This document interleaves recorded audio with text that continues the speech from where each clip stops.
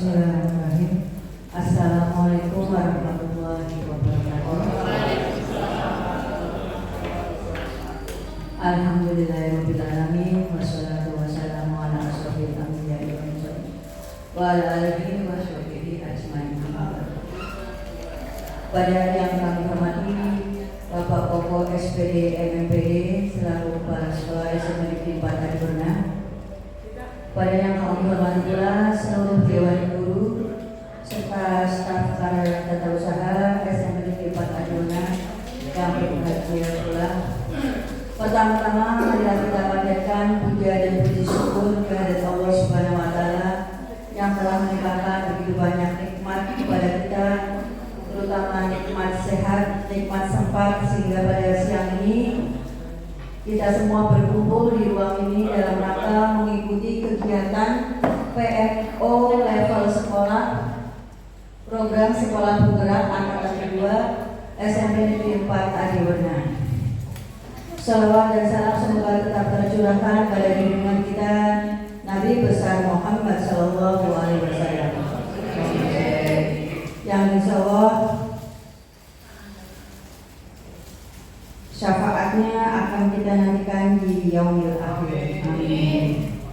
Baiklah Bapak Ibu Guru yang kami hormati, kita buka acara PMO level sekolah hari ini dengan membaca basmalah. Bismillahirrahmanirrahim. Kemudian acara berikutnya yaitu sekilas PMO level sekolah yang akan disampaikan oleh Bapak Kepala Sekolah. Kepada Bapak Koko SPD MMPD dipersilakan.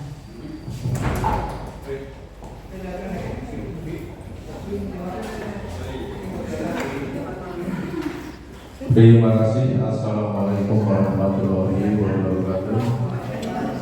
Kamu menutupi kami. Alhamdulillahirrahmanirrahim. Kamu menutupi kami. Sayyidina Muhammad wa ala ali Sayyidina Muhammad. Apa kabar Bapak Ibu? Sehat semuanya? Kamera sudah on ya? Sudah. Karena ini direkam, jadi semuanya harus siap, juga nanti didokumentasikan dengan foto. Maka tolong yang di belakang ini diisi Pak, biar di foto itu enggak kok depannya kosong ya. Itu. Alhamdulillah kita dipertemukan siang hari ini di ruang komputer yang lumayan sejuk ya. Bapak Ibu, mudah-mudahan diberi kesehatan, diberi kekuatan, sehingga banyak sekali pertemuan yang kita lakukan sebagai sekolah penggerak ya. Dan juga mudah-mudahan dari pihak orang tua juga tidak komplain karena siswa dipulangkan cepat ya. Dan ini adalah program dari pemerintah. Bapak Ibu, PMO yang selama ini kami lakukan dengan fasilitator ya, biasanya saya dengan beberapa guru yang di tim PKP. Nah, untuk tahun kedua sebagai sekolah penggerak ini dilakukan oleh kepala sekolah bersama dengan Bapak Ibu guru semuanya. Nah, PMO ini lebih ke diskusi ya. Jadi tidak seperti IHT dikasih materi, tapi lebih ke diskusi, permasalahannya apa, solusinya seperti apa, dan nanti dari solusi itu diimplementasikan.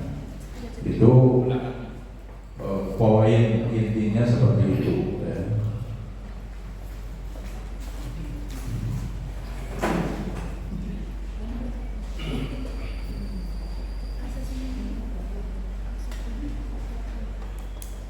Ini saya tanyakan.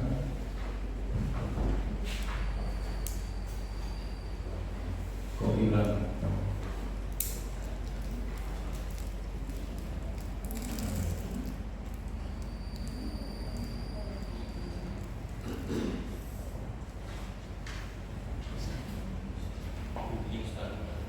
PMO level sekolah. Sekolah penggerak 2023 2024.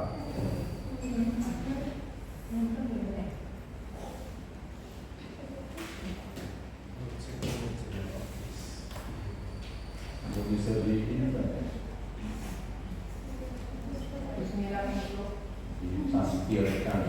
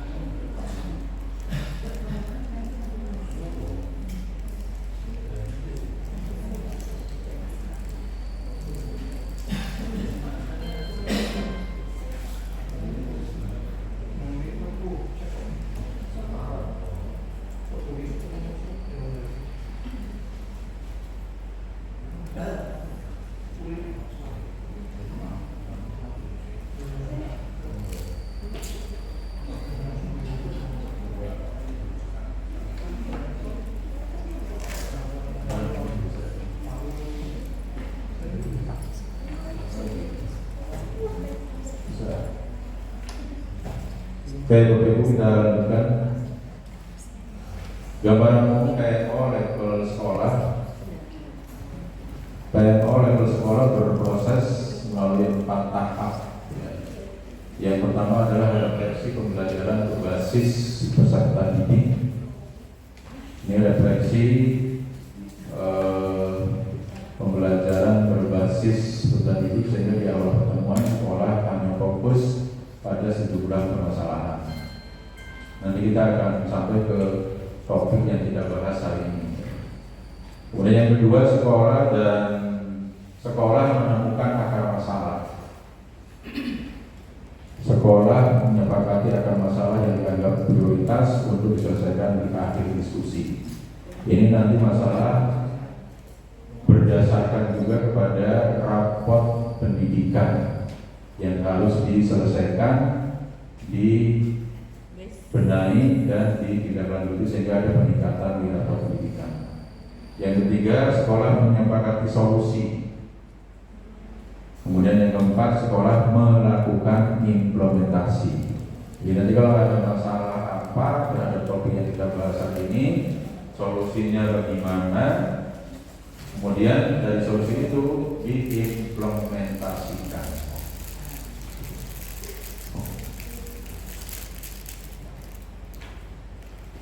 Nah, ini masih gambaran umum PMO level sekolah. Pra PMO ini menentukan kemarin ketika kita refleksikan banyak permasalahan, terutama di modul ajar ya. Karena modul ajar itu menyangkut ke asesmen awal, asesmen formatif maupun asesmen sumatif. Itu. Kemudian juga akan berkaitan dengan pembelajaran berdiferensiasi. Maka nanti yang akan kita bahas tentang itu. Sekolah dengan fasilitator menemukan akar masalah, kemudian menyepakati solusi, dan kemudian nanti melakukan implementasi. Ini kira-kira siklusnya seperti ini. Kayak ini. Untuk PSP angkatan 1 dan 2 ini PMO dilakukan oleh kepala sekolah masing-masing. Sementara untuk yang angkatan 3 masih didampingi oleh para fasilitator ya. Kemudian ini pihak yang terlibat dalam PMO, kepala sekolah, kemudian para PMO menyepakati jadwal pelaksanaan, kemudian saat pelaksanaan memfasilitasi untuk mencari akar masalah dan menyepakati solusi bersama pengawas dan juga sekolah dan guru. Kemudian pasar PMO melakukan implementasi dari solusi yang sudah disepakati bersama guru, kemudian melakukan refleksi dari hasil PMO level sekolah di bulan sebelumnya bersama dengan pengawas sekolah dan guru. Kemudian ini untuk angkatan 3 juga sudah sampaikan. Nah ini topiknya Bapak Ibu. Terbaca dulu Bapak Ibu. Ya. Kalau di depan kelihatan. Ya. Depan masih ada Bapak Ibunya ya. Jadi, topiknya ini ada 4. Ini pun di sini dari kecil, Pak. Ini unsur menghilangkan ini gimana Pak? Biar kelihatannya satu layar ini kan 2 layar. Yaitu manajemen dan pengembangan sekolah. 2 implementasi pembelajaran di kelas. 3 iklim keamanan dan inklusivitas. 4 peningkatan kapasitas. Ini tidak semua topik ini kita bahas ya. Tapi kita bisa mengambil dari topik dan subtopik yang merupakan kita anggap sebagai masalah di sekolah kita. Ada topik yang terkait dengan perencanaan, subtopik perencanaan dan subtopik strategi implementasi. Maksudnya apa ini? Jadi kita hari ini, karena menurut refleksi kemarin akar masalah itu ada di topiknya implementasi pembelajaran di kelas. Subtopik perencanaannya adalah penyusunan modul ajar. Kemudian subtopik strategi implementasinya pembelajaran berdiferensiasi. Itu nanti yang kita bahas hari ini. Karena selama ini masih ada kesulitan terkait dengan modul ajar dan pembelajaran berdiferensiasi. Itu kira-kira topiknya. Jadi ini mungkin nanti dari pertemuan pertama ini dilanjutkan pertemuan yang akan datang ya. Itu masih dalam subtopik yang sama sampai nanti menemukan solusi dan kemudian Bapak Ibu bisa mengimplementasikan. Ini saya kira lewat saja ini.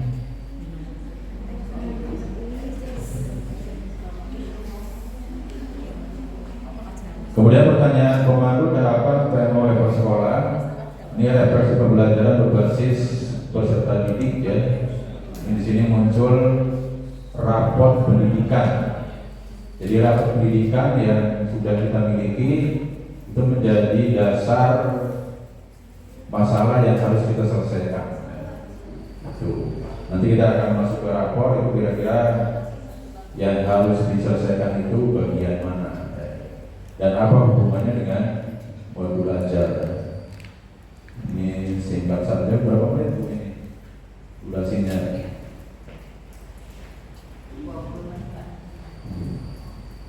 Kemudian sekolah menemukan akar masalah.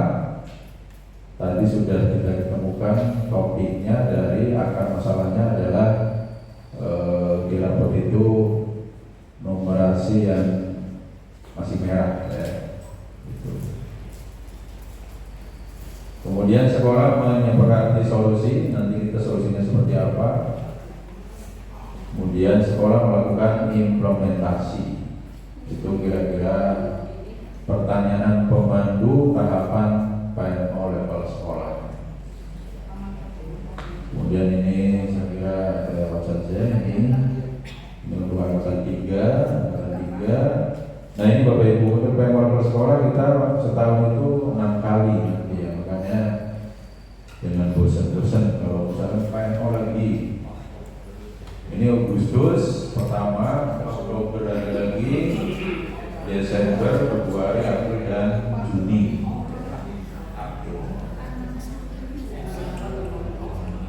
Oh ya, ngomong PNO sudah tahu ya kepanjangannya ya?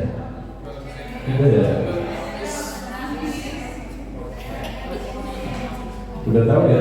Ya. Jangan ada yang bingung PNO sih apa?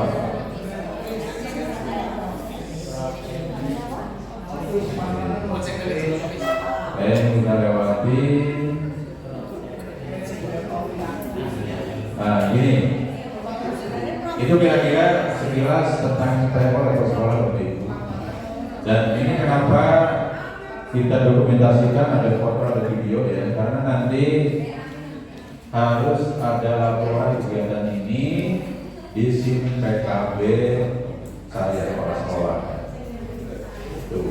Jadi pekerjaan yang tadinya oleh fasilitator sekolah muda sekarang dibebankan ke sekolah, sehingga saya minta Bapak Ibu semangat. Kalau ya Bapak Ibu semangat, saya pun insya Allah semangat juga.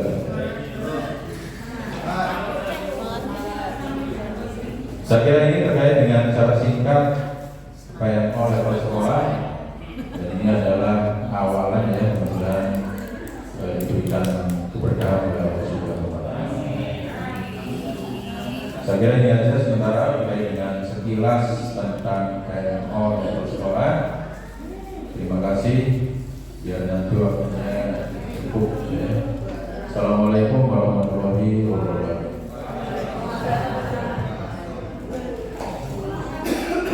Terima kasih kepada Bapak Kepala Sekolah yang telah menyampaikan sekilas PNO level sekolah. Sehingga dari apa yang telah disampaikan dari Bapak Koko SPD MPD, kita bisa tarik intinya ya, kita ambil intinya bahwa dari PNO ini kegiatannya adalah satu, menemukan masalah yang didapatkan dari laporan rapor pendidikan. Kemudian kita mendiskusikan untuk mencari solusi dari masalah itu. Kemudian yang berikutnya adalah mengimplementasikan. Kemudian acara berikutnya yaitu pembahasan lokakarya tentang perencanaan pembelajaran dan asesmen. Kepada Bapak Sisyawan SPD dipersilakan.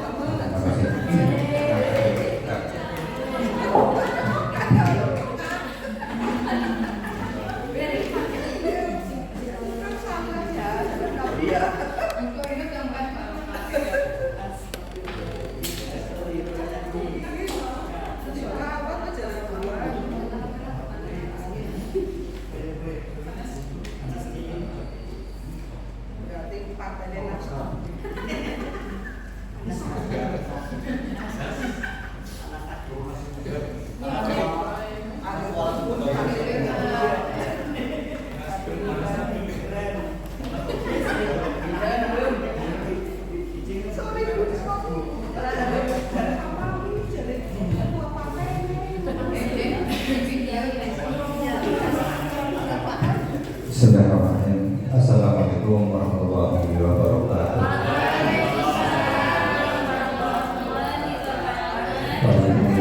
Seperti izinkan saya menyampaikan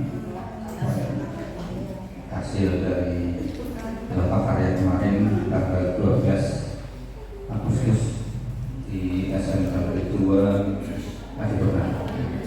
Adapun yang saya sampaikan nanti adalah sebagian kecil saja, maka tidak bisa semua slide nanti bisa disampaikan karena waktunya yang terbatas. Maka kita sambil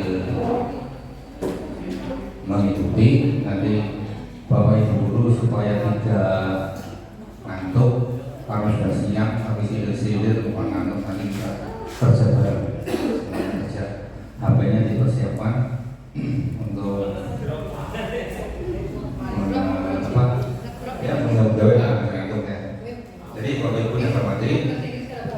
Yang saya sampaikan ini adalah tentang pembelajaran dan asesmen, di mana dalam pelaksanaan kurikulum merdeka itu tidak lepas dari yang namanya asesmen. Asesmen ini tergantung dari pembelajaran. Untuk itu kita langsung saja. Di sini ada sebuah kasus. Kasusnya adalah Bu Atri telah mengajar di SMP selama bertahun-tahun. Selain mengajar, beliau juga harus menyelesaikan berbagai tugas administratif di sekolah dan mengikuti pelatihan. Karena materi di mata pelajaran yang diambil tidak berubah, beliau memutuskan untuk menggunakan rancangan pembelajaran tahun lalu saja untuk siswa yang baru, tanpa penyesuaian terhadap karakteristik siswa dan tidak melakukan refleksi pembelajaran tahun lalu agar menghemat waktu karena sibuk mungkin ya. Nah, dari kasus ini bagaimana pendapat Bapak Ibu tentang pembelajaran yang dilakukan oleh Bu Atri tersebut? Nah, saya minta Bapak Ibu menuliskan jawabannya, diklik link yang di spana.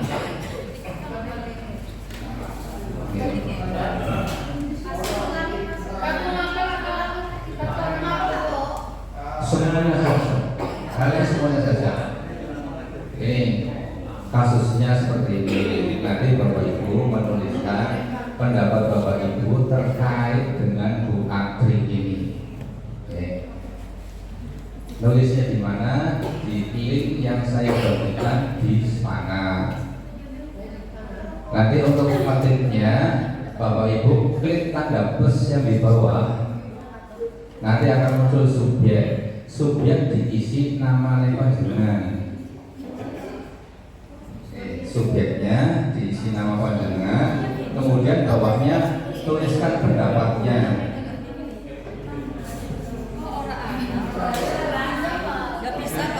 Tanda plusnya ada.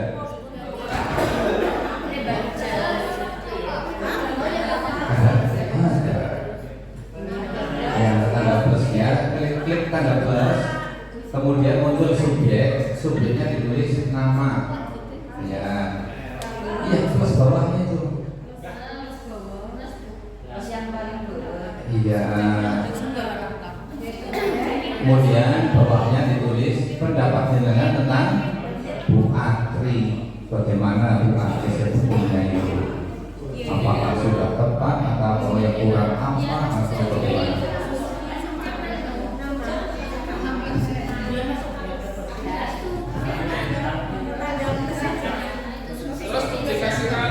Ya, kalau sudah publikasikan. Subjek di siapa? Nama negara.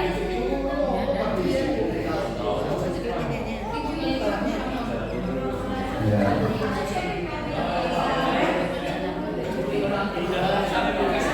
Oh, pertanyaannya, oke, saya ulangi dulu ya.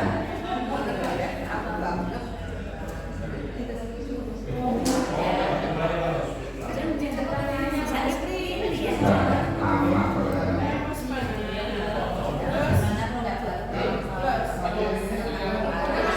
Ya. Sambil menunggu saya bacakan. Bu Atri telah mengajar di SMP selama bertahun-tahun. Selain mengajar, beliau juga harus menyelesaikan berbagai tugas administratif di sekolah dan mengikuti pelatihan. Karena materi di pelajaran yang diambil tidak berubah, beliau memutuskan untuk menggunakan rancangan pembelajaran tahun lalu untuk siswa yang baru tanpa penyesuaian terhadap karakteristik siswa dan tidak melakukan refleksi pembelajaran tahun lalu agar menghemat waktu. Ya, istilahnya boleh RPP tahun ini baik orang rusak diubah.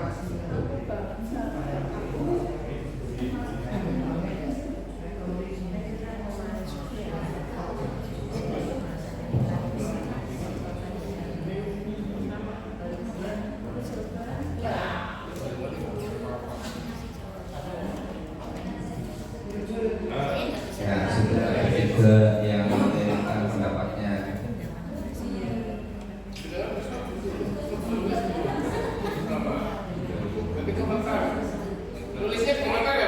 Gimana? Iya.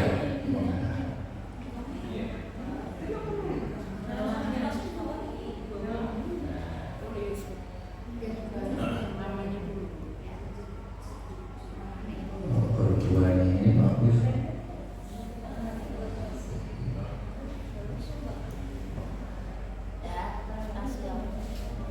Baru ke oke bagus.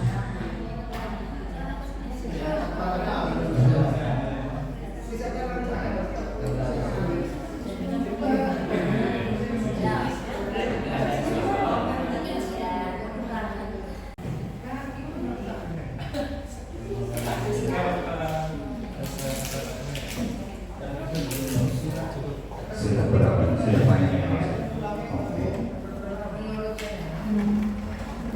Oke, sambil yang lain menulis, saya bacakan. Tidak saya bacakan semua, tapi cukup perwakilan nanti. Saya bacanya panjang dulu, itu sisa panjang. Menurut saya, apa yang dilakukan Pak Tri merupakan cerminan tindakan sebagian besar guru saat ini. Akan tetapi tindakan tersebut kurang tepat karena diperlukan perubahan dalam rancangan pembelajaran yang tentunya harus disesuaikan dengan kebutuhan saat ini. Oke, jadi bisa merefleksikan kondisi sekarang seperti ini dan bisa merefleksikan juga apa yang dilakukan oleh Bu Andri ngomong pemikiran. Oh iya. Ya.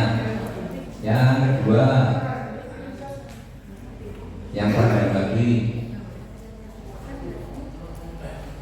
Bu Masuro, Ibu Siti Masuro,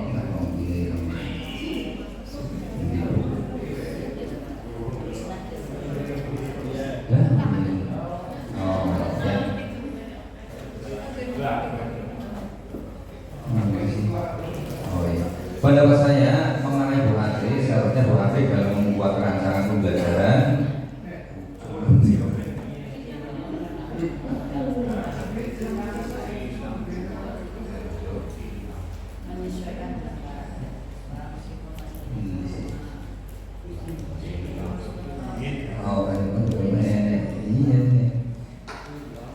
Kata pembelajaran menyesuaikan dengan karakter siswa meskipun materinya sama, tetapi karakter siswa di tahun lalu dengan sekarang berbeda. Yang kedua, yang ketiga dari Pak Bambang kurang tepat karena tidak menyesuaikan keadaan. Tidak menyesuaikan sekarang yang kompleks tentang perkembangan teknologi komunikasi misalnya berkaitan dengan sarpras ini nanti. Kemudian satu lagi dari Bu Ana, apa yang dilakukan Bu Andri kurang tepat karena dalam merancang administrasi mengajar kita perlu menyesuaikan dengan kondisi peserta didik di tahun tersebut. Baik, sambil menunggu juga yang lain juga silakan melanjutkan mengisi ya. Jadi yang Bapak Ibu sampaikan tentang kasusnya Bu Andri yang dilakukan Bu Andri seperti yang Bapak Ibu sampaikan tadi adalah hal yang kurang tepat, mengingat setiap tahun bahkan tahun yang sama beda kelas pun nanti karakteristik siswanya juga berbeda.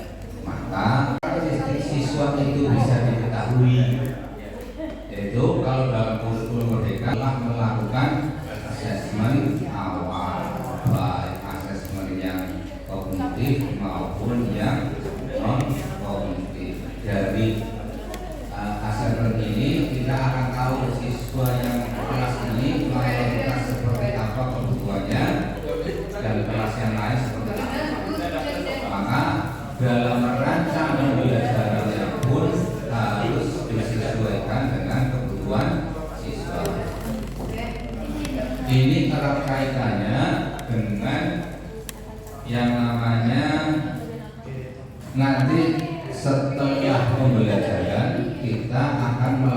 assessment, yaitu baik assessment formatif maupun assessment sumatif, supaya KKTP yang kita tetapkan apakah sudah tercapai atau belum, maka dalam menyusun atau merancang pembelajarannya juga sudah disesuaikan dengan kebutuhan siswa.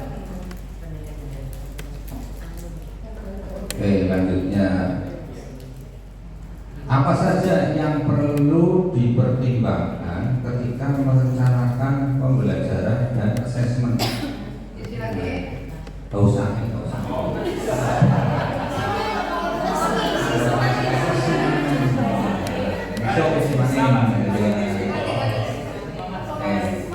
Kemudian, apa kendalanya dalam merencanakan pembelajaran dan asesmen? Nah, ini Bapak Ibu dalam kurikulum Merdeka, setiap saat, setiap mengajar itu harus merefleksikan diri. Apa yang perlu dipertimbangkan? Kalau dalam perencanaan pembelajaran berarti kan karakteristik siswanya. Kemudian apa kendalanya dalam pembelajaran supaya kita bisa melakukan diferensiasi dalam pembelajaran? Bagaimana? Apakah sudah melaksanakan diferensiasi atau belum? Ya. Diferensiasi dalam pembelajaran itu juga harus berdasarkan dari asesmen awal. Ya. Jadi anak-anak itu sudah bisa sampai apa, nanti kita kasihnya seperti apa. Kemudian proses berpikir dalam merencanakan pembelajaran dan asesmen.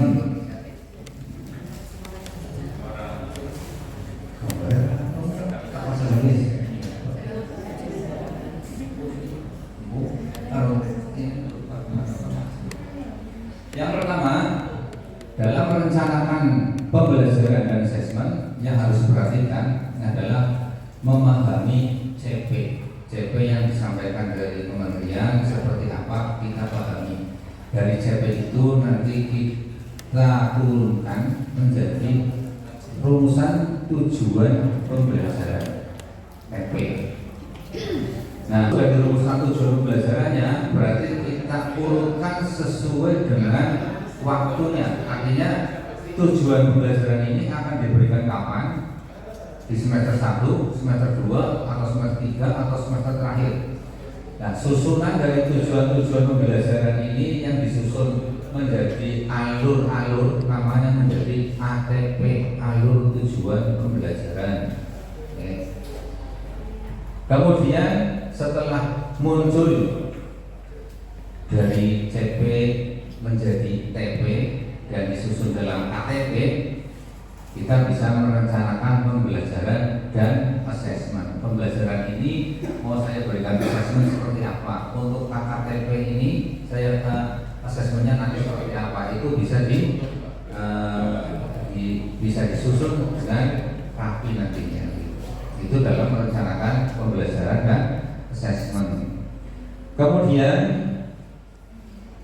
rencana pembelajaran yang disusun itu bisa berupa RPP atau berupa modul. Dan RPP atau modul bisa jadi RPP dan ini modul ya.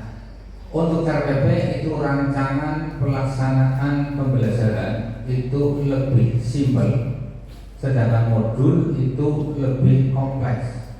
Bedanya komponen minimal RPP baik ini kurikulum Merdeka ya, itu minimal yang pertama memuat tujuan pembelajaran, konsep umumnya. Masalah identitas dan sebagainya sih bagaimana kita wajib ya. Kalau identitas itu apa mengatur identitasnya. Yang pertama adalah tujuan pembelajaran, itu diambilkan dari rangkaian CP tadi ya. Kemudian ada langkah-langkah atau kegiatan pembelajarannya. Dan yang ketiga adalah asesmennya, itu RPP. Kalau mau lebih lengkap lagi berarti ditambah apa? Ditambah media pembelajaran, ditambah sumber pembelajaran dan sebagainya. Sedangkan modul, komponen minimum dari modul ajar yang kedua, langkah-langkah atau kegiatan pembelajarannya sama. Kemudian yang ketiga, rencana asesmen untuk di awal pembelajaran serta asesmen dan cara penilaiannya. Berarti kalau di RPP itu asesmen saja, tapi kalau di modul itu yang awal mau kayak apa, yang sumatifnya mau seperti apa, formatifnya kayak apa sudah dijelaskan. Kemudian yang ke berapa, 4 ya, minimal modul yang minimal ya, media pembelajaran yang digunakan.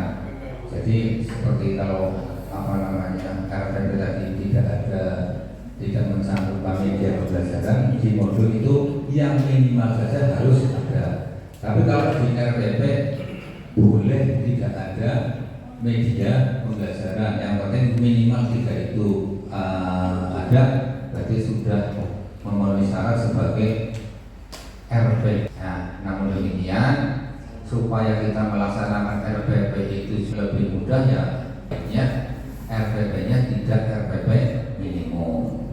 Namun apabila kayak macam kangelan, ya minimum orang operasi itu nggak bisa.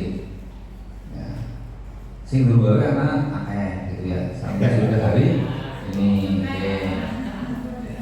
Gak apa-apa, ini proses ya, karena masih menilai karakteristik siswanya kayak apa, kemudian mau saya bakal seperti apa, jadi belum jadi. Kemudian yang berikutnya, rencana asesmen dalam RPP atau modul belajar. Yang pertama adalah asesmen formatif. Asesmen formatif dilakukan untuk mengetahui kesiapan peserta didik untuk mempelajari materi ajar untuk mencapai tujuan pembelajaran yang direncanakan.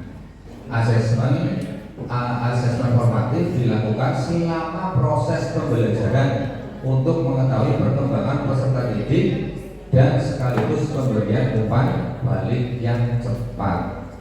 Ini kalau dibandingkan dengan di Tanoto, ini sudah ada materinya ini, yaitu materi umpan balik.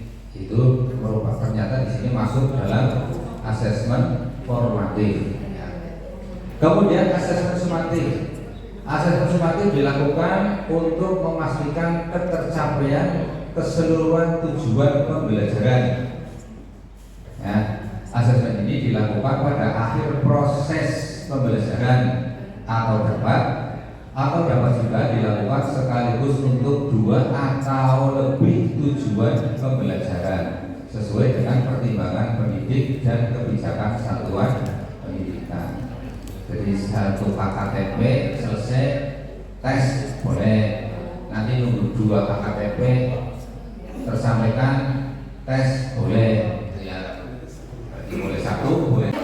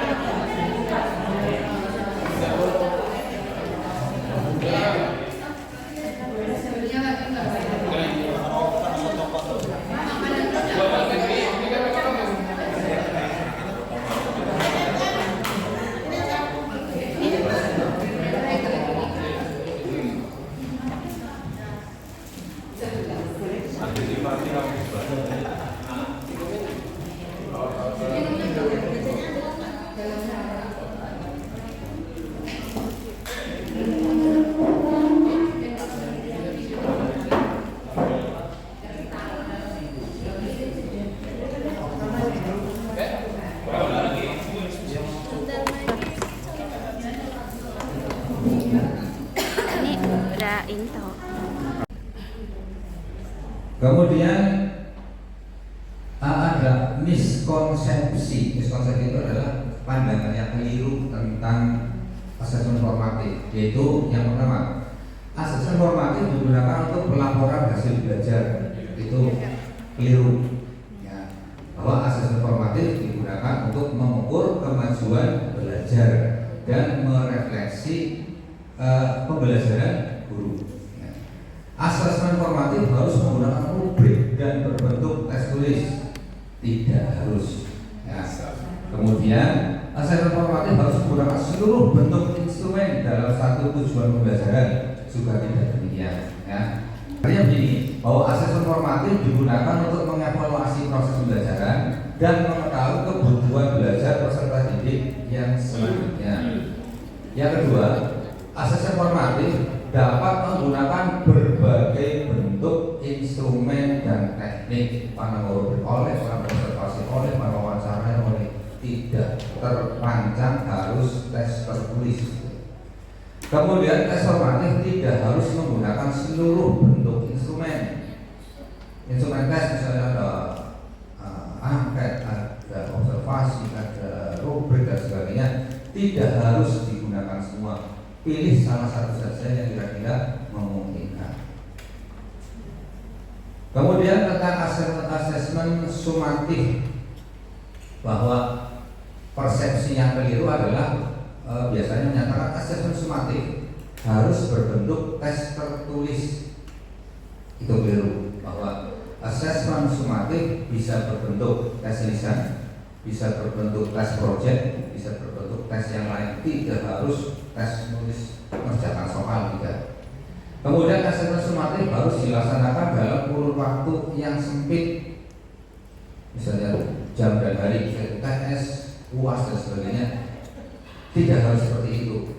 Itu hanya strategi saja dari pemangku kepentingan baik sekolah maupun dinas pendidikan ya. Sebetulnya tidak harus seperti itu. Boleh saja tes sumatif menggunakan misalnya tesnya tes nari baik bisa apa. Yang penting KKTP yang dituju tercapai. Kemudian hari hasil sumatif harus berupa angka, tidak ya. Hasil tes sumatif tidak harus berupa angka, tapi terukur ya. Bisa hasilnya baik sekali atau apapun, nanti yang penting itu bisa diukur. Oke, itu aja hasil dari lomba karya kemarin. Sebetulnya masih banyak lagi, cuma karena waktunya terbatas hanya seperti itu. Dan mohon maaf tayangannya ternyata macet. Dan dari saya cukup sekian. Mohon maaf apabila ada hal yang kurang berkenan. Assalamualaikum warahmatullahi wabarakatuh.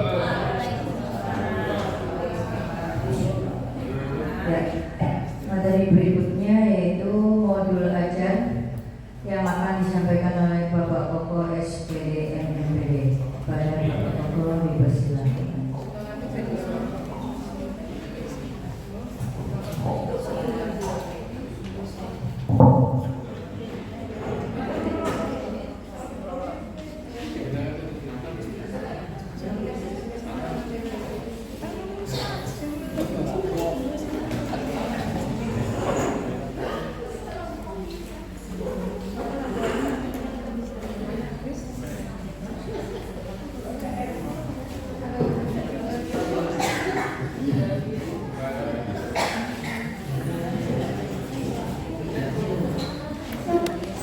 SMP 4 Adiwana.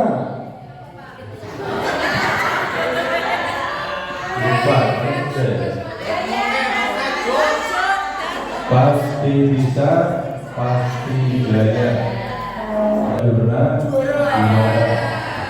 SMP 4 Adiwana.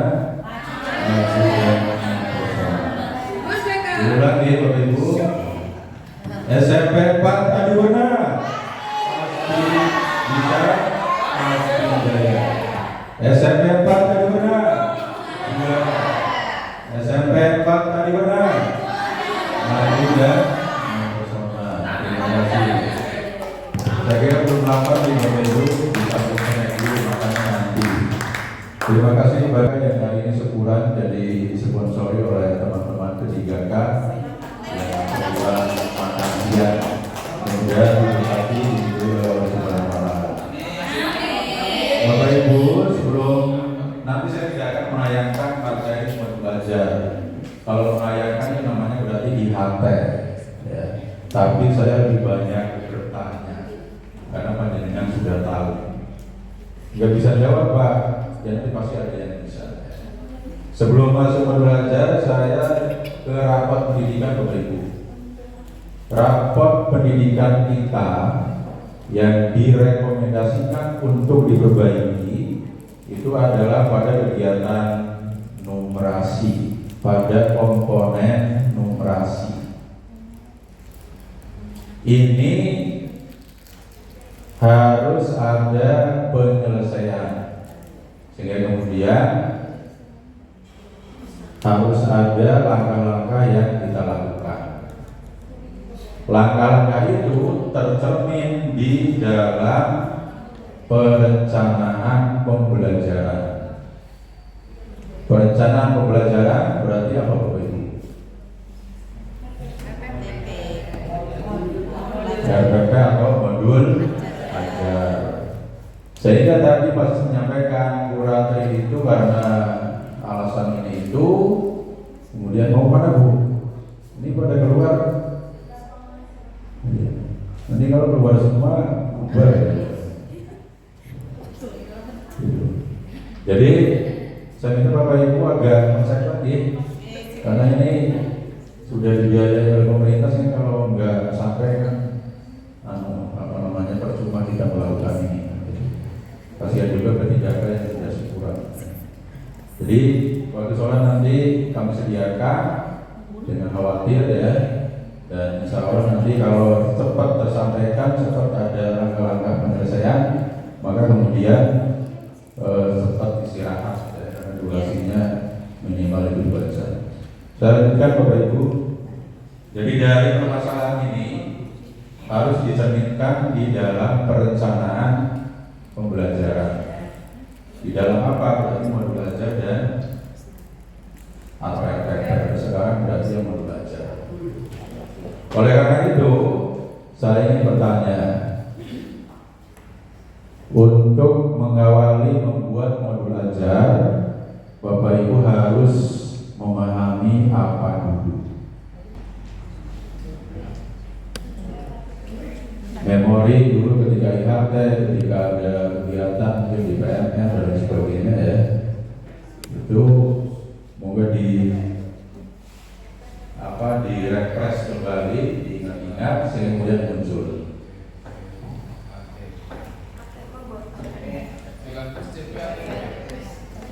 Sebelum memulai membuat menyusun modul belajar, kita harus paham tentang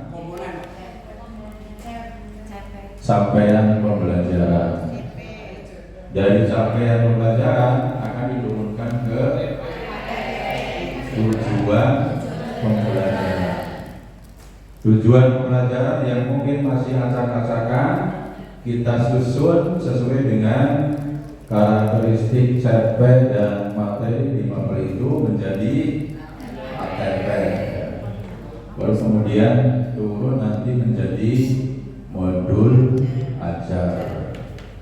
Dan di dalam modul ajar kan untuk bisa memotret, karena kan modul ajarnya itu harus berbasis karakteristik peserta didik. Diawali dengan apa Bapak Ibu? Asesmen awal.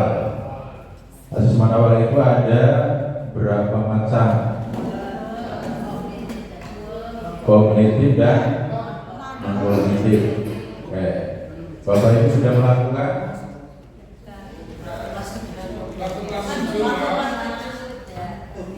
Oke. Saya minta dari pelajaran apa dulu ini? Matematika ini ya. Bapak Ibu mau Pak. Asesmen awal sudah dilakukan Pak. Saya tidak menanyakan kepada dilakukan sudah maupun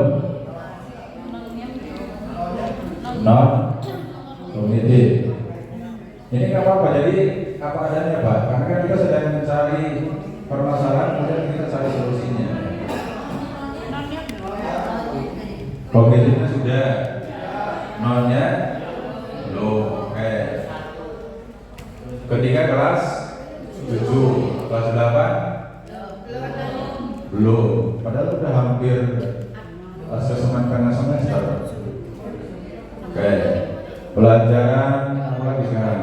IPA, Bu Yunita mungkin.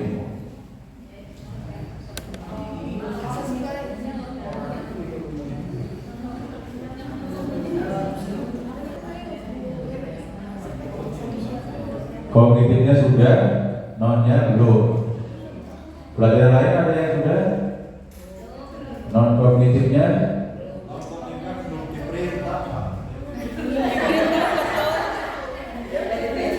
belum diperintah oleh.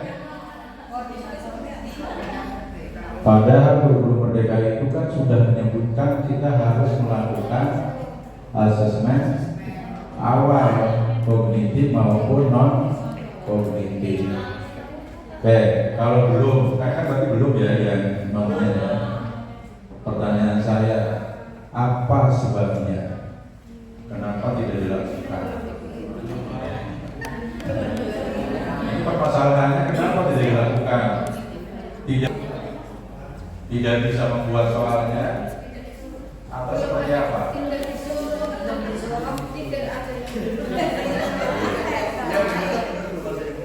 Bapak Gus. Iya Pak, kemarin pada kelas 7 kita sudah mengadakan asesmen awal. Hanya yang saya sayangkan Pak, pada saat itu tidak ada tindak lanjut. Setelah kita asesmen, kelebihan dan kelemahan siswa pada saat kelas 7 kemarin tidak dikupas lanjut sampai berhentinya sampai situ. Sehingga gambaran berikutnya itu tidak ada gambaran yang bagaimana matangnya. Itu bisa disampaikan baik kami secara pribadi Pak maupun dari NDP. Itu kurangnya kalau saya begitu Pak, tidak ada langsung bagaimana gambaran masih buta Pak, baru kurikulum merdeka masih dalamnya betul Pak. Jadi berarti permasalahannya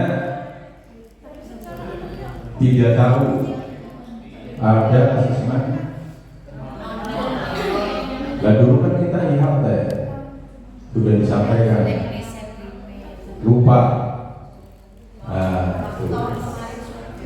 Gini Bapak Ibu, ada yang namanya asesmen for learning, ada namanya asesmen of learning, ada namanya asesmen as learning. Dibacanya S apa as? S learning, ya. S dan for itu berarti untuk mengukur ketercapaian tujuan pembelajaran. Tapi kalau yang of learning untuk akhir topik atau akhir beberapa tujuan pembelajaran. Kembali ke pertanyaan saya tadi, di awal harus ada asesmen awal kognitif maupun non kognitif. Yang non kognitif itu untuk memetakan siswa, apakah siswa itu cara belajarnya dengan telinga itu apa namanya? Auditori, mata, visual, atau kinestetik. Ini mungkin nanti di guru BK lebih paham ke sana ya Pak. Sehingga di awal tahun itu kita tahu anak ini kuatnya di pendengaran, anak ini kuatnya di visual, anak ini kuatnya di kinestetik. Dengan melakukan itu harus kita lakukan itu. Dan kelas 8 belum. Padahal yang namanya asesmen awal itu di awal setiap topik pun bisa dilakukan, tidak hanya di awal tahun pelajaran. Terutama berarti asesmen kognitifnya. Jadi permasalahannya adalah tadi belum ada yang memerintah ya, sudah tahu kan berarti. Nah itu, ini perlu kita perbaiki ke depannya. Itu, sehingga nanti dari permasalahan ini kira-kira solusinya apa Bapak Ibu? Setelah asesmen awal itu apa Pak? Berikutnya apa itu? Kan belum tahu itu. Yang perlu diperbaiki apa dan seterusnya itu belum tahu. Oke, asesmen awal sudah dilaksanakan. Dulu Bu Mami menyampaikan ada 3 kategori siswa, ya kan? Paham sebagian, paham penuh, satunya apa itu? Belum paham. Masing-masing kelompok ini harus ada intervensinya ya. Di modul ajar yang saya share itu sudah ada materinya ya. Kalau yang sudah paham sebagian, maka anak diberi intervensi sesuai dengan fasilnya, sesuai dengan apa yang dibuat. Di situ letak untuk menyampaikan materi pelajarannya. Kalau yang pahamnya sudah lebih tinggi, dikasih pengayaan. Kalau yang belum paham, berarti materi prasyaratnya itu harus diberikan dulu, baru kemudian bisa mencapai ke setback yang ada di dalam fasilnya itu. Jadi berarti permasalahannya tadi setelah asesmen awal diapakan? Itu. Oke, berarti nanti harus ada solusinya ya. Itu. Tapi secara garis besar ada 3 kelompok itu, ya tadi ada intervensi yang berbeda. Selain juga intervensi kepada anak yang kekuatan belajarnya di visual, pendengaran atau kinestetik ya, auditory atau kinestetik itu. Oke, ini nanti berarti panjenengan setelah ini kan sudah tahu sekarang ya, asesmen awal itu ada kognitif, ada non kognitif, baru kemudian nanti di topik yang akan datang dilakukan. Nanti akan ditagih berarti di PMO berikutnya. Dan juga nanti akan bisa di drive itu. Ya, itu. Sampai sini mungkin bisa paham Bapak Ibu ya. Jadi kalau nanti kita masih seperti yang dulu, ini ada lagunya yang bisa Mas Pur baginya nanti ya. Yang penting ini materi dulu di Bapak Ibu. Saya kira belum lapar ya, saya belum makan satu belum lapar. Materi selesai, dan nanti ada RK yang dikerjakan, baru kemudian makan. Oke, sekarang asesmen awal sudah ya. Kalau sudah membuat instrumennya, kirim juga ke drive itu, jangan hanya modul ajarnya ya. Tadi disampaikan modul ajar juga belum, masih ada yang belum mengumpulkan ya. Itu kira-kira penyebabnya apa ya? Padahal ketika kita memulai pelajaran, tadi kan murah kayak tahun lalu kan salah, tidak sesuai dengan siswa. Sekarang kalau belum mengumpulkan, kira-kira penyebabnya apa Bu? Permasalahannya apa? Apakah tidak ada contoh yang bisa dimodifikasi atau apa?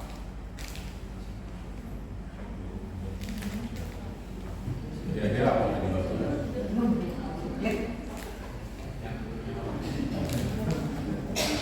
Dan ini harus dicari masalahnya. Kalau misalkan Pak nyarinya itu susah, nyari di PRM nggak ketemu, nyari di LGR juga nggak ada. Terus gimana? Kan harus ada solusinya kan? Penyebabnya apa Bapak Ibu? Yang saya lihat ada yang sudah mengumpulkan, tapi juga ada yang belum. Terutama bagi yang belum itu permasalahannya apa? Sehingga kalau permasalahannya penyakit M, ya terus bagaimana? Saya sampaikan Indra Harismiaji, permasalahan kurikulum merdeka bukan kurikulumnya, tapi pada gurunya. Itu kalau betul dari itu ya sudah. Nah, kalau permasalahannya di gurunya tidak mau membuat, dan terus saya harus bagaimana kan jadi gitu. Oke, permasalahannya berarti belum punya yang dimodifikasi. Kalau belum punya, kemudian nyari apa? Nyarinya di mana? Google, tanya teman, di PNN. Tuh, ini saya download di PNN-nya ada modul ajar bahasa Indonesia apa ya? Nah, ini ada nih.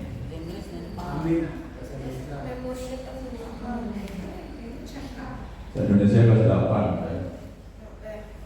Itu. Jadi permasalahannya dijawab. Masalahnya malas Pak membuat itu bukan alasan kalau jadi gitu. Sehingga saya minta PMO yang akan datang berarti harus ada apa sebelumnya. Itu terkait dengan tadi ya asesmen awal ya, kemudian modul ajar harus juga memiliki ya. Baik, ini Bapak Ibu, ini saya tayangkan dulu ya. Nah, ini ulang.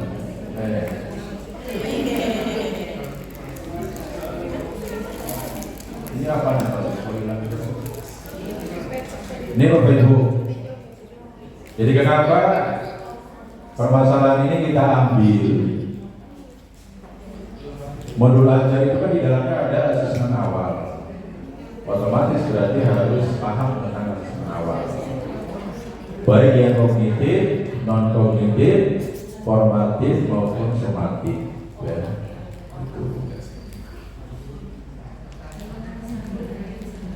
Kemudian lanjutannya tadi yang ditanyakan Pak Agus, setelah ketemu asesmen awal yang non kognitif ya, maupun yang kognitif akan memunculkan apa?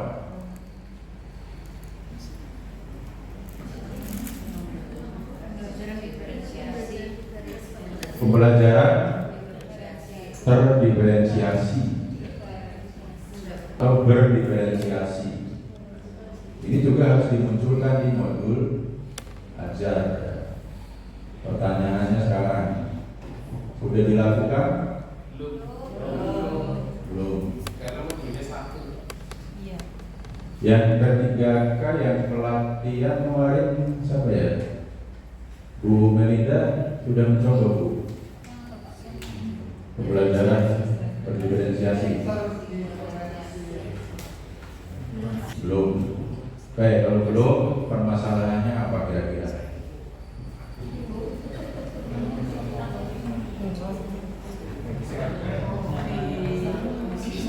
Silakan, makhluk apa nih yang mau menyampaikan?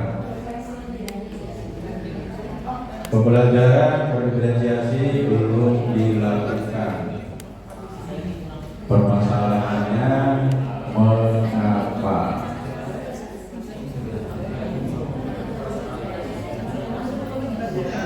Oke, dari pelajaran apa nih? Kelas Bu Rini sudah pernah melakukan Bu?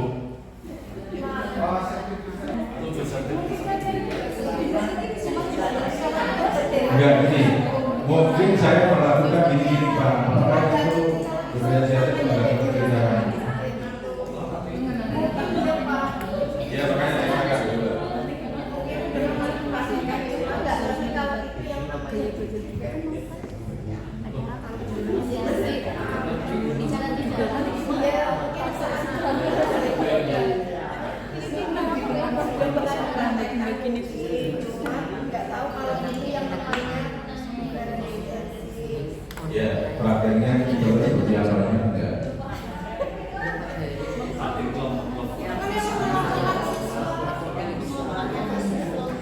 Siswa di kelompok-kelompokan.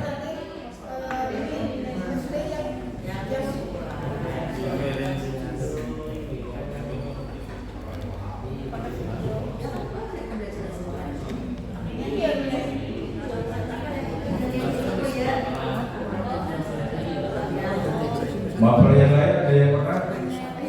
Artinya tidak usah membayangkan diferensiasi menurut teori.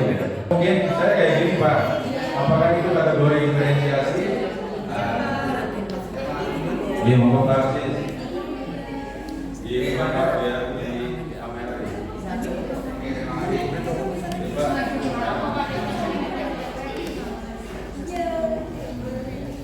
Terima kasih. Saya akan menyampaikan apa yang sudah saya lakukan di kelas 8. Kelas 8 itu juga mulai memperhatikan, jadi pembelajarannya juga sama berdiferensiasi. Tapi nanti bisa dilihat, disimak apakah itu termasuk diferensiasi atau bukan. Jadi begini, saya di kelas 8 materinya itu tentang kebutuhan manusia. Sehingga saya dalam pembelajaran itu hanya memerintahkan kepada siswa, silahkan kamu berhayal, kemudian hayalanmu kamu tulis, kamu pengen beli apa saja, apapun yang kamu inginkan, apapun yang kamu hayalkan, silahkan ditulis. Saya tulis, saya minta siswa menuliskan minimal 5. Ya. Minimal 5, ada yang menuliskan pengen apa, ada yang menulisnya pengen Vario, ada yang pengen Scoopy, ada yang punya uang banyak, ada yang pengen itu, pokoknya macam-macam, karena semuanya punya keinginan masing-masing. Kemudian setelah saya perintahkan, anak tidak saya suruh membacakan, tapi saya sendiri yang cek satu-satu, ternyata bermacam-macam. Kemudian setelah anak menuliskan, kemudian saya minta kira-kira dari 5 itu pilihlah 2 saja yang kira-kira paling mungkin atau paling mungkin untuk dipenuhi, apakah HP atau apa, masih dalam khayalan. Kemudian ada yang nulis kira-kira ini, kira-kira ini. Kemudian selanjutnya saya minta kemukakan alasannya, kamu kepengen itu akan kamu gunakan untuk apa, manfaatnya untuk kamu itu apa. Ya.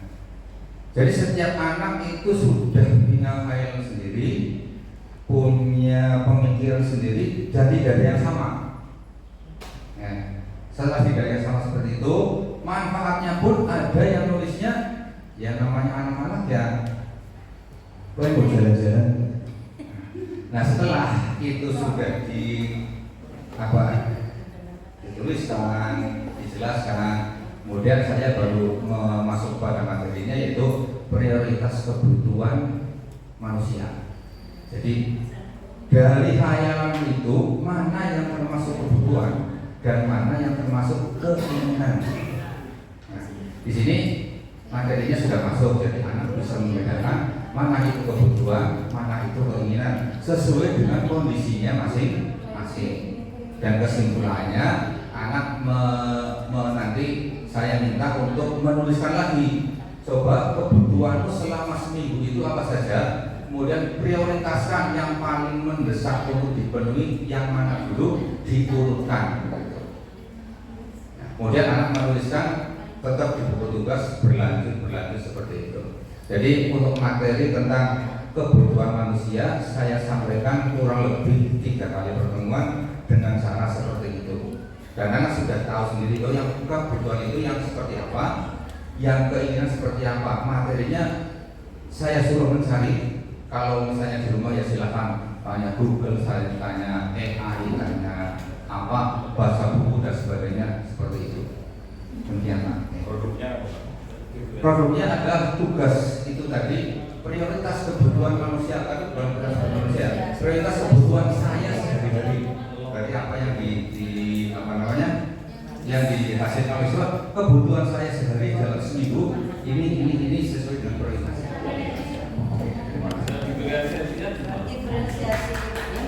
Tepuk tangan boleh.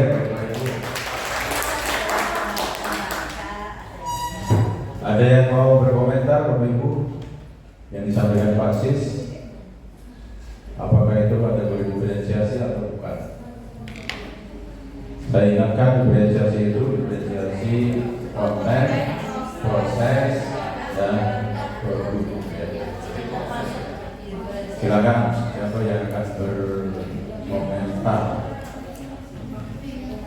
Ada enggak? Pak Bapak mungkin. Jadi itu proses ya Pak?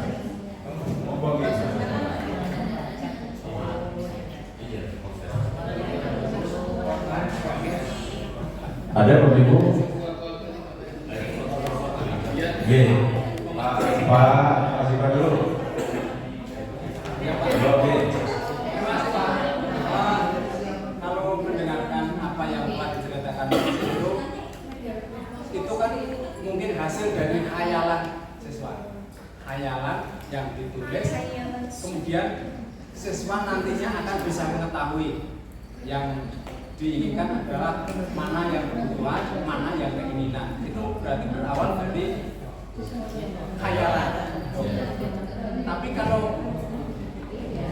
pengertian yang mungkin masih seperti saya ini, tahunya itu ketika akan memberikan pembelajaran, kemudian tingkat kemampuan siswa, kemudian kemampuan itu dipisah-pisahkan gitu Pak. Dipisah-pisahkan, baru dari ya katakanlah tingkat ABC gitu Pak, misalnya ABC, A itu mungkin yang sudah bisa, B itu mungkin yang setengah-setengah, dan C itu yang belum bisa. Nah kemudian dari ABC itu nanti baru kita mengambil perencanaan untuk memberikan pembelajaran. Jadi pembelajarannya antara A, B, C sedikit agak berbeda, hanya itu saja. Nah kalau misalnya dihubungkan dengan mapel saya misalnya PJUK, itu mungkin hanya tingkat kesulitannya saja yang mungkin saya bedakan. Mungkin itu saja Pak. Terima kasih Pak Agus.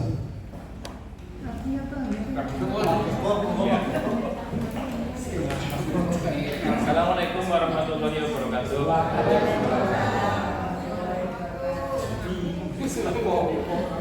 Langsung saja Pak, saya tidak mengomentari tadi yang disampaikan oleh yang terhormat Pak Sis. Tadi saya cuma menyampaikan kendala kenapa kami khususnya saya pelajaran PAI belum bisa melaksanakan pendidikan berdiferensiasi dengan baik. Ini karena kendalanya seperti ini Pak. Yang saya alami itu sumber daya anak yang berbeda-beda Pak. Ini saya bicara kaitannya dengan mata pelajaran tema ilmu tajwid Pak.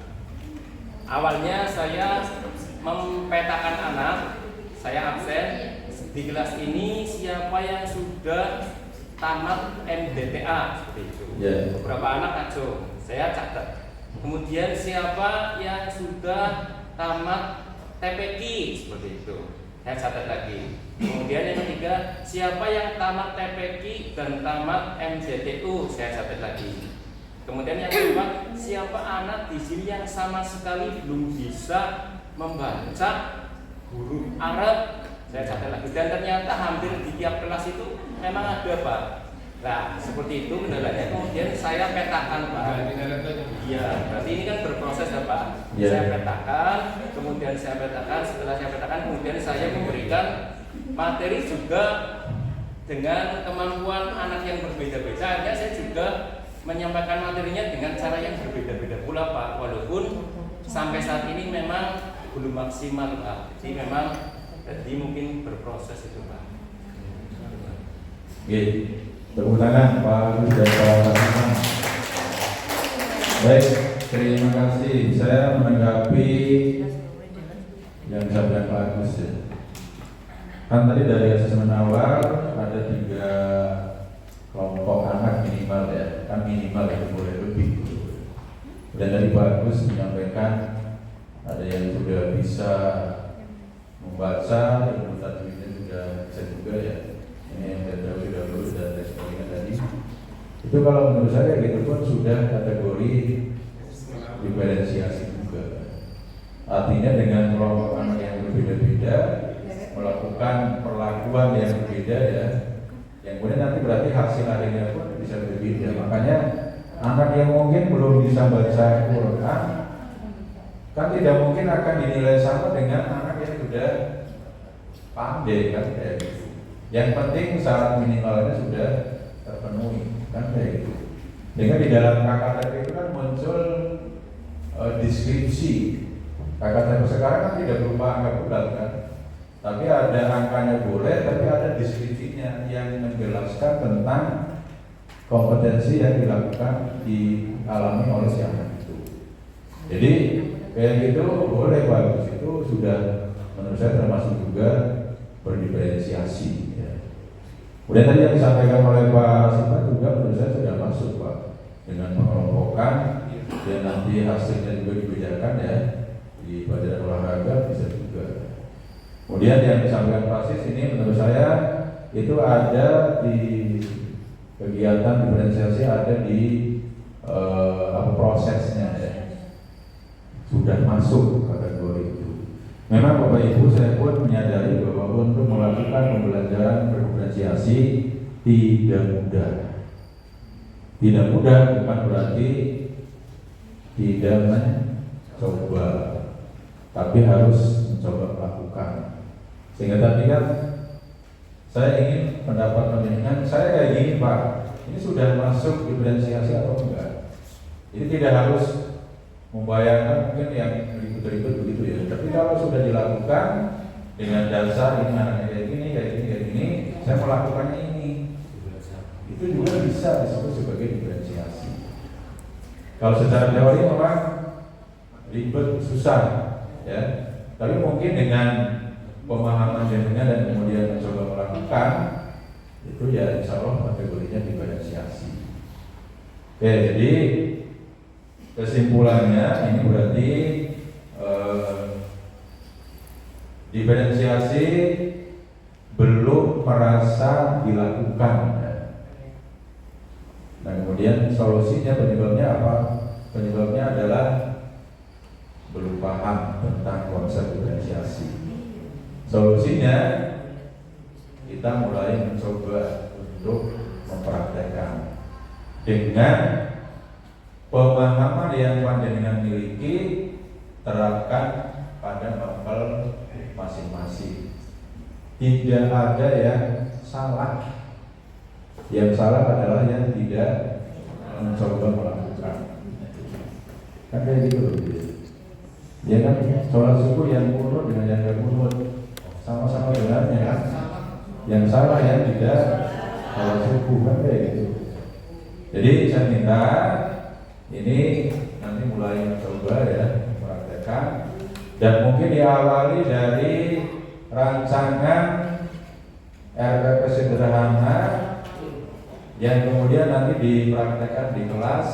Inilah diferensiasi yang saya lakukan Pak. Sehingga kemudian sudah dilakukan ya. Jadi kalau teori kan memang ribet, tapi insya Allah seperti ini kan bisa lah. Contoh pendampingan kita ini ya, di sekolah penggerak ya, kita itu kan peringkat 2 ya persis, kelompok 2. Makanya pendampingannya dulu 2 bulan sekali. Yang kelompok 1 bulan sekali. Yang kelompok 3 yang atas 3 bulan sekali. Itu juga kategorinya adalah diferensiasi, karena berdasarkan dari hasil nilai asesmen sekolah penggerak kita. Dan begitu kita perlu jadi pembelajaran diferensiasi, dengan belum merasa melakukan, tapi mungkin sebenarnya sudah melakukan. Nah ini nanti ke depan langkah penyebabnya karena ketidakpahaman, kemudian solusinya adalah mencoba melakukan dengan merancang RPP ya. Dengan nanti ke depan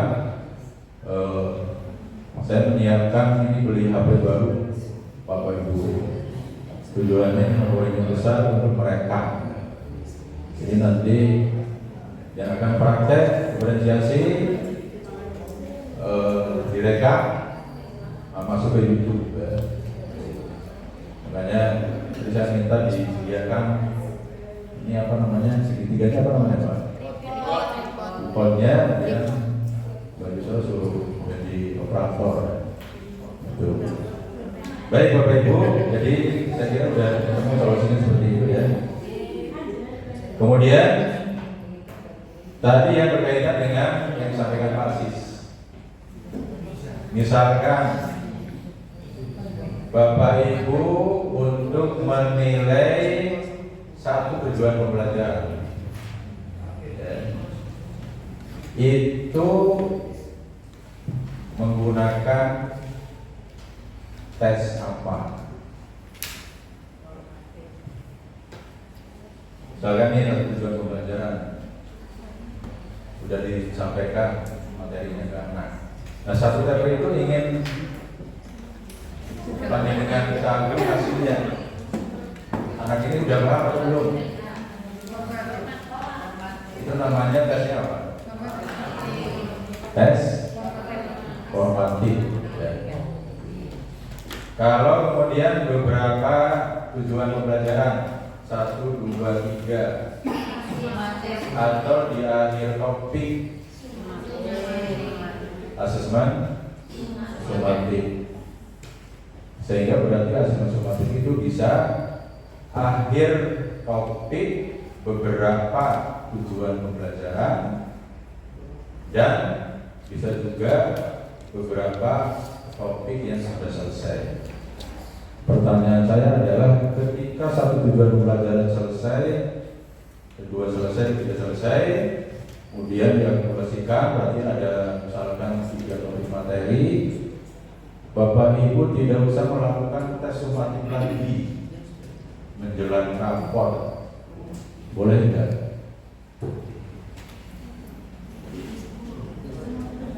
Satu topik selesai, dilakukan sumatif topik materi. Satu topik kan ada beberapa TP. Akhir satu topik dilakukan tes sumatif. Boleh? Boleh. Sekarang masuk topik kedua, kan ada beberapa tes juga. Adakan lagi sumatif. Boleh? Boleh.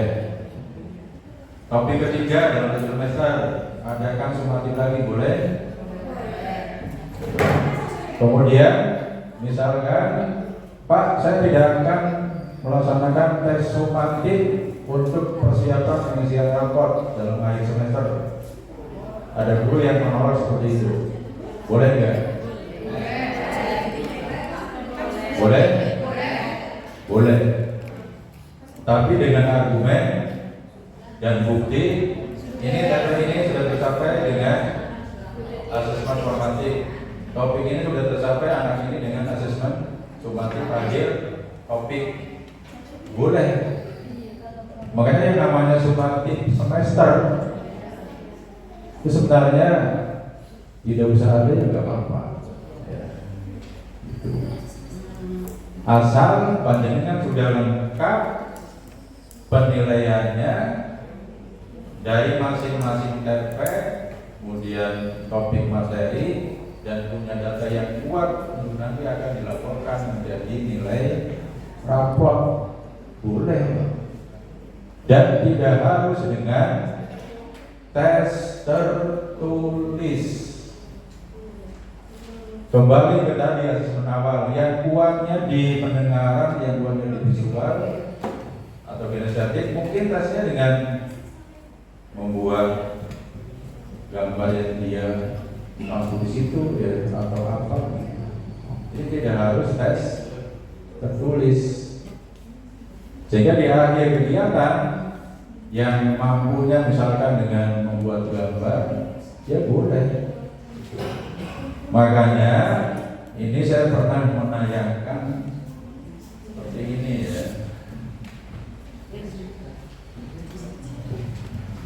Mudah-mudahan masih ingat ya. Pembelajaran realisasi.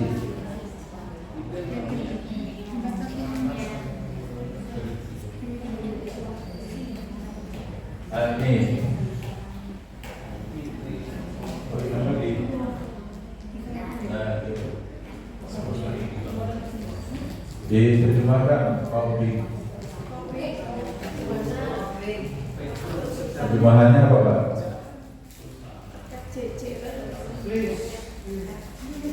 For a fair selection, everybody has to take the same exam, please clean the tree.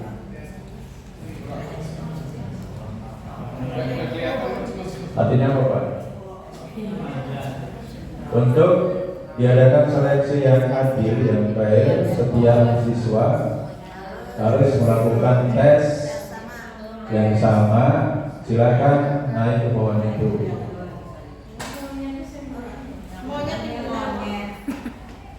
Ini kan yang mungkin selama ini kita lakukan ya. Anak model apapun itu juga kita tulis. Makanya yang menang berarti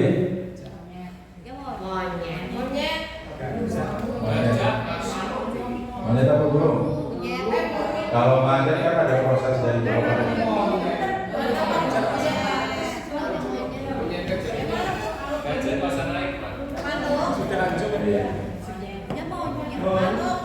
Nah ini ya, mulai harus kita hindari.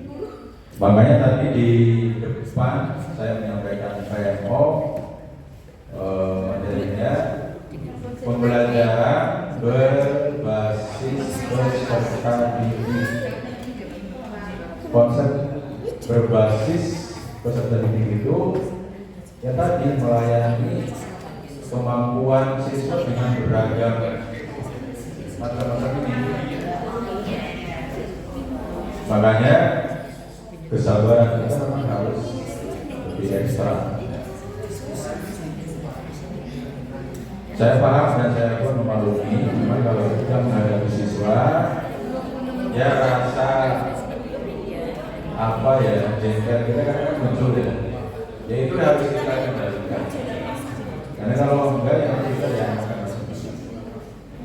Oke, sampai sini ada yang ingin berkomentar, silakan. Biar tidak terus yang menyampaikan. Monggo Bapak Ibu. Ada terkait modul belajar asesmen ada. Nah, ini menjadi topik kita biar ada penyelesaian. Biar lagi nanti. Kayak kemarin kan saya mengesah di WA itu ya, apa itu? Minta masukan tentang kelebihan apa udah lupa yang gelang prakarya. Itu yang ngirim hanya 2 orang. Ya, terima kasih Bu Lili dan Bu Agustin. Yang lainnya ada yang jawab. Itu yang di kurikulum merdeka itu, ya. Maksud saya kalau sudah mencoba melakukan, saya yakin punya pengalaman, kekurangannya, kemudian kelebihannya, dan solusi yang digunakan. Ya. Itu. Jadi yang jawab 2 orang. Terima kasih.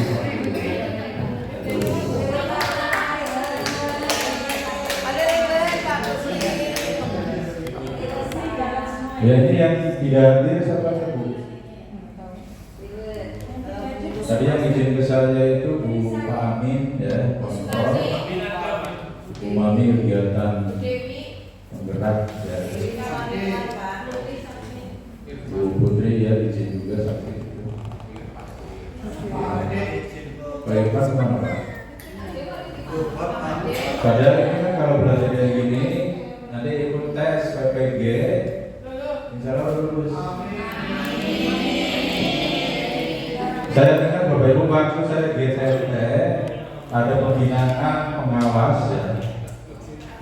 Biar itu KS saat itu biar boleh ikut boleh enggak. Yang lainnya pada pulang.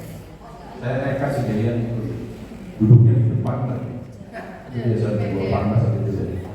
Tapi saya nyimak mengerti Dan alhamdulillah SPNS lulus tahun 97. Ya mungkin karena itu ya juga bisa sebagai modal semangat kita. Oke, kalau tidak ada ini permasalahan tadi ya yang kita bahas hari ini tentang modul belajar yang berkaitan juga dengan diferensiasi ya. Oke, ini saya tidak akan menayangkan ini semua Ibu, tapi tadi yang disampaikan ini sudah saya cek di grup mereka ya. Ini barangkali yang ditanyakan Pak Agus ini ya, Pak Pramono.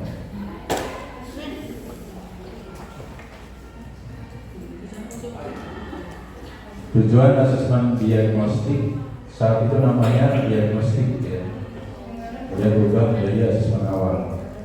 Secara umum sesuai dengan namanya asesmen diagnostik bertujuan untuk mendiagnosis kemampuan dasar siswa dan mengetahui kondisi awal siswa.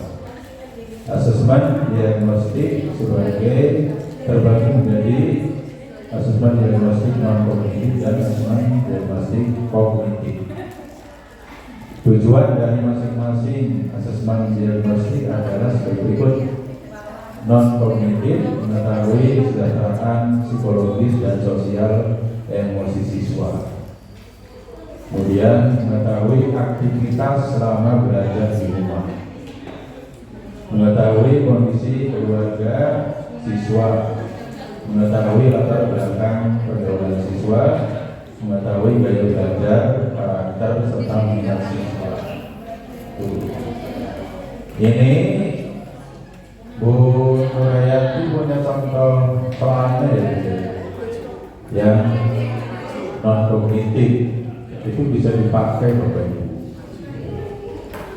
Kemudian kognitif mengidentifikasi capaian pembelajaran siswa, menyesuaikan pembelajaran di kelas dengan kompetensi rata-rata siswa, memberikan kelas remedial atau pelajaran tambahan kepada siswa yang kompetensinya di bawah rata-rata. Kemudian tadi yang setelah dilakukan asesmen diagnostik, apa yang dilakukan? Ini kan ini ya.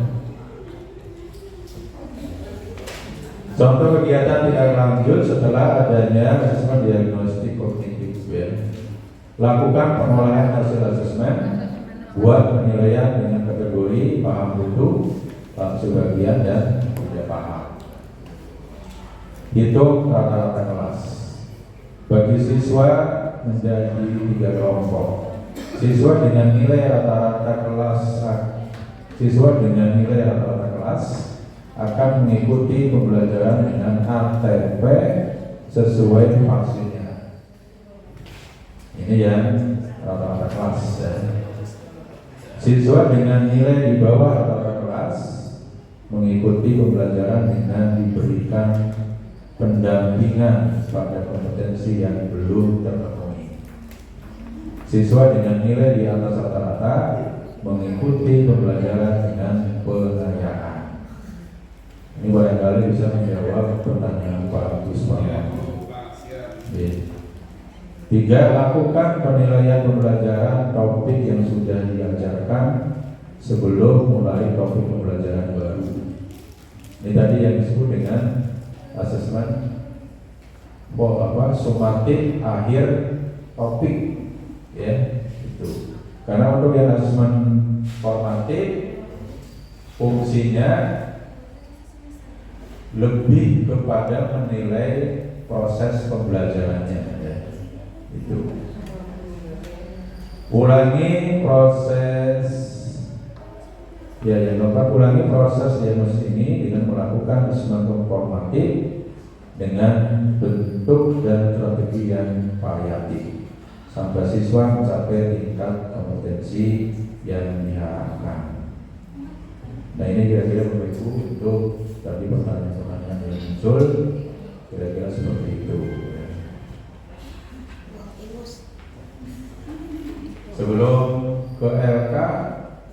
Ada yang didiskusikan gimana? Nanti sambil mengerjakan RK sambil makan boleh. Sholat juga boleh. Tapi jangan makan sambil sholat. Ada Bapak Ibu? Baik, kalau tidak ada, RK itu sudah saya share di WhatsApp ya.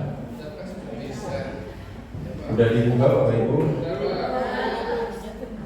Kurikulum Merdeka ya.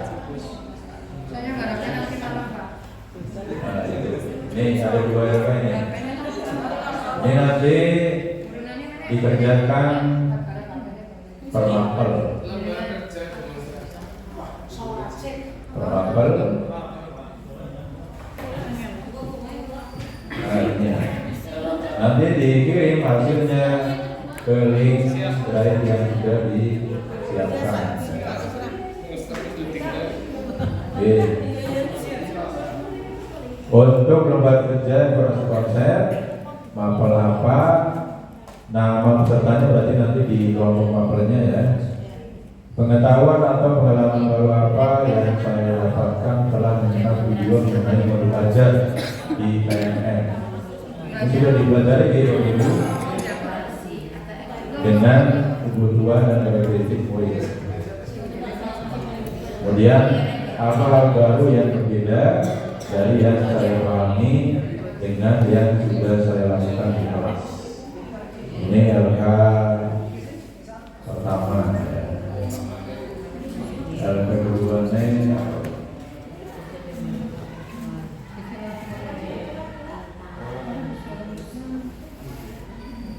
nah ini lembar kerja demonstrasi kontekstual, tantangan dan solusi asesmen awal dan pembelajaran terdiferensiasi. Apa kendala dan solusinya ya. Itu. Oh nanti diisi permapel dan didiskusikan dengan teman-teman. Kirim nanti sesuatu yang diberikan oleh kelompok kami, kelompok mapel IPA untuk merepresentasikan LK yang pertama yaitu lembar kerja demonstrasi kontekstual. Ini mengenai tantangan dan solusi asesmen awal dan pembelajaran terdiferensiasi. Di sini kami mendiskusikan kendala dan solusi yang kemungkinan nanti bisa untuk dipraktekkan. Yang pertama, kendala yang pertama yaitu kendala dalam merancang modul ajar terdiferensiasi. Jujur untuk kelompok kami IPA belum begitu paham bagaimana menerapkan atau mempraktekkan membuat modul ajar terdiferensiasi itu yang detailnya seperti apa. Kemudian solusinya mungkin kami harus mencari literasi lebih banyak mengenai modul terdiferensiasi. Sebenarnya untuk yang pertama ini solusinya menurut saya ada lebih banyak lagi. Mungkin yang kedua bisa dengan melalui BIMTEK juga, kemudian mempelajari PNM lebih mendalam lagi juga bisa.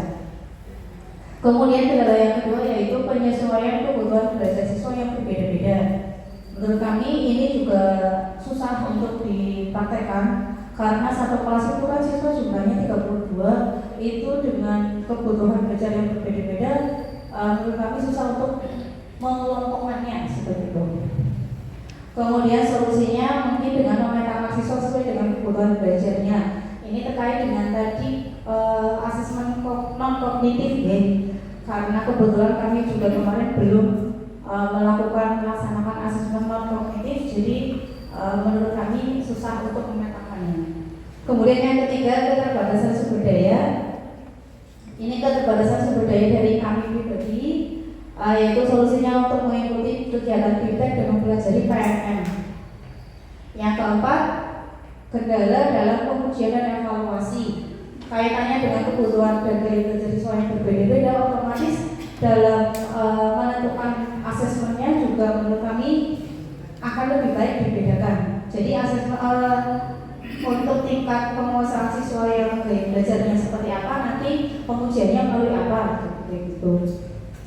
Kemudian solusinya memaksimalkan persiapan pembuatan bahan evaluasi. Jadi karena gaya belajarnya berbeda-beda, otomatis pembuatan evaluasinya juga harus lebih banyak variasinya. Yang kelima, keterampilan manajemen kelas.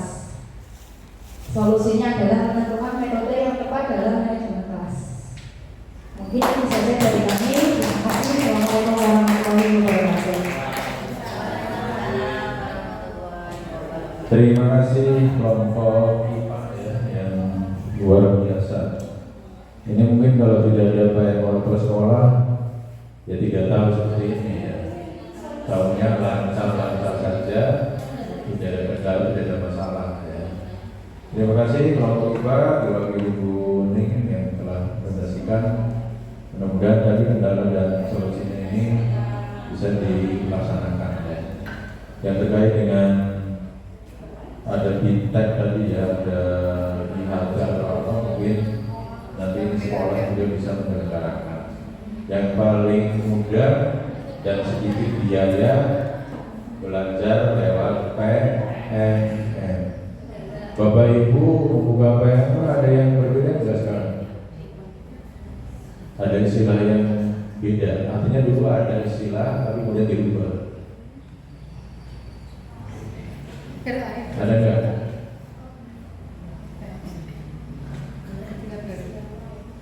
Ada? Bu Rini?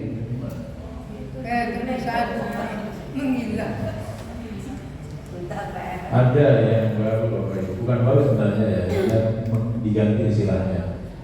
Dulu namanya 3 besar-besar pendidikan perhubungan, 3 besar-besar pendidikan kekerasan seksual, 3 besar-besar intoleransi. Sekarang menjadi iklim sekolah aman perlindungan, iklim sekolah aman kekerasan seksual, iklim sekolah aman intoleransi. Karena ini memang pernah saya sampaikan di PMU daerah, kata-kata 3 dosa besar itu menurut saya kasar sekali. Dan kita ini saya bilang waktu itu berarti produk dari 3 dosa besar ini. Apakah karena itu kemudian dirubah? Saya tidak tahu. Tapi itu pernah saya sampaikan ketika PMU daerah di kabupaten. Ternyata ketika saya buka beberapa hari yang lalu ya, itu sudah berubah. Berarti istilahnya yang diganti, tapi isinya sama. Nah, yang kemarin dapat piagam sertifikat karena masih yang lama, masih yang 3 besar-besar itu. Ini enggak apa-apa. Oke, yang kedua, kelompok mana? Bisa jawab? Mau bisa dari siapa, Bu? Belum. Bu Heri, ngomong Bu Heri. Nanti kan masuk video Bu. Oke, oke Bu Siska.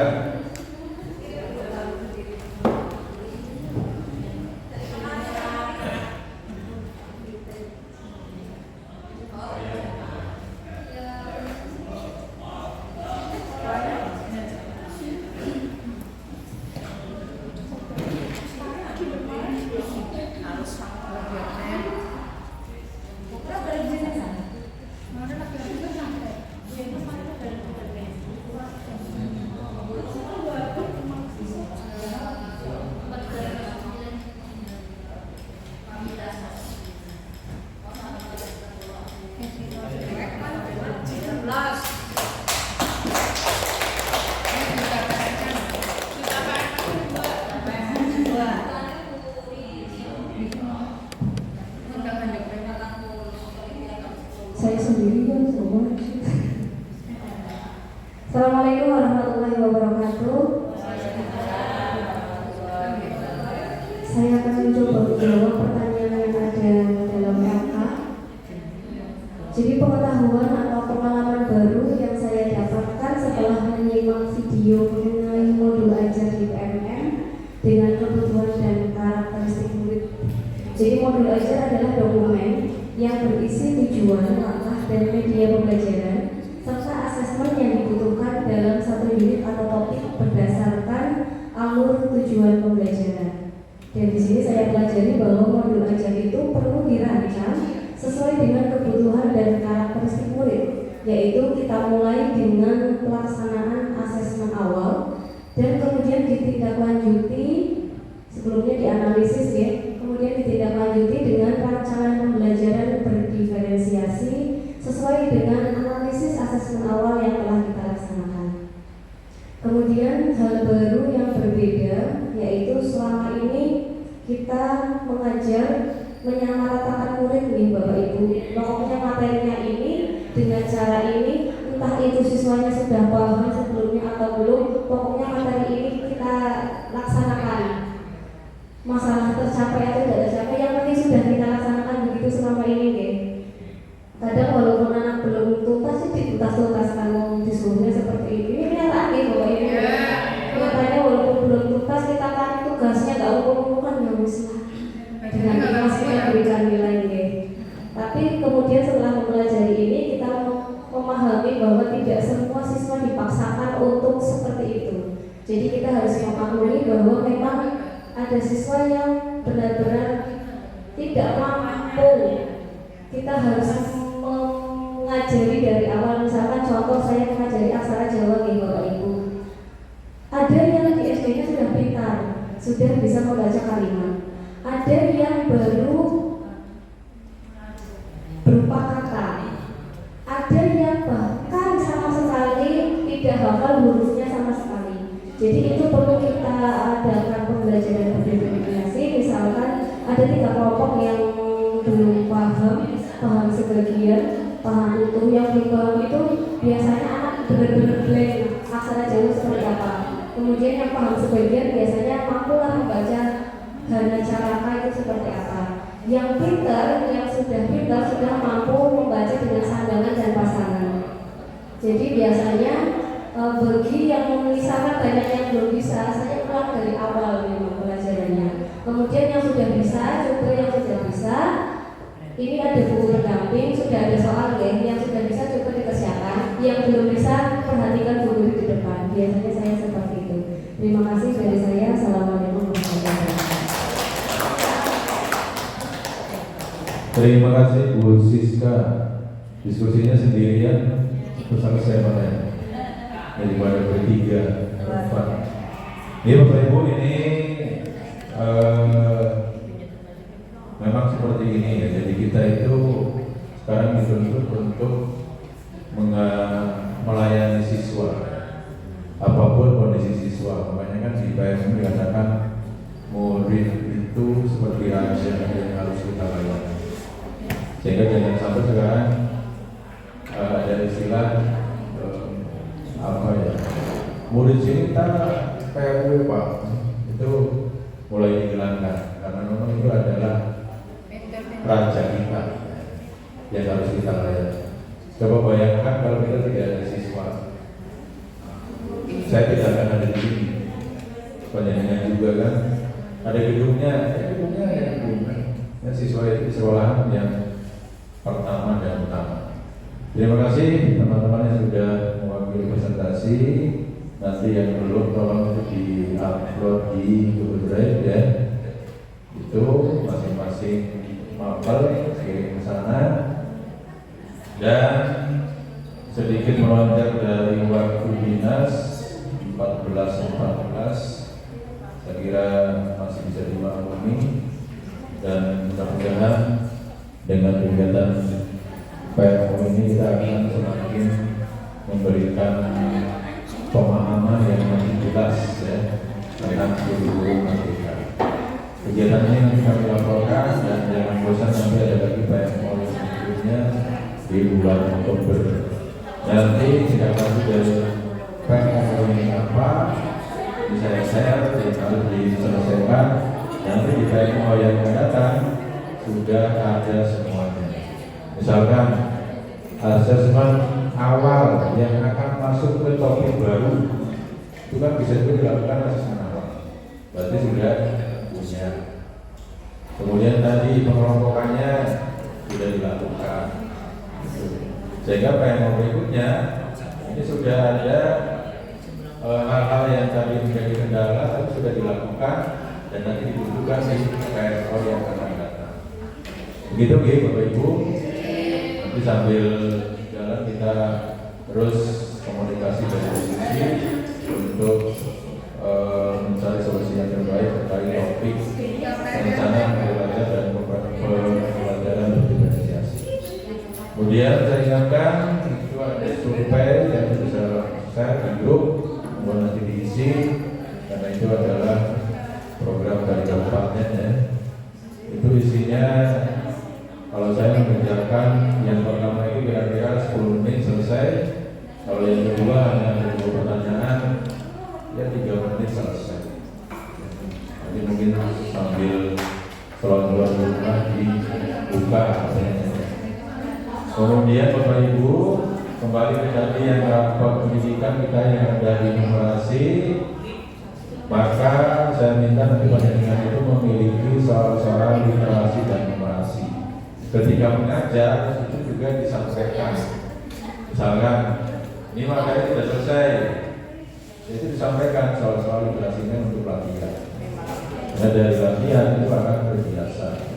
Walaupun juga nanti ada intervensi khusus kepada yang akan mengikuti AMBK.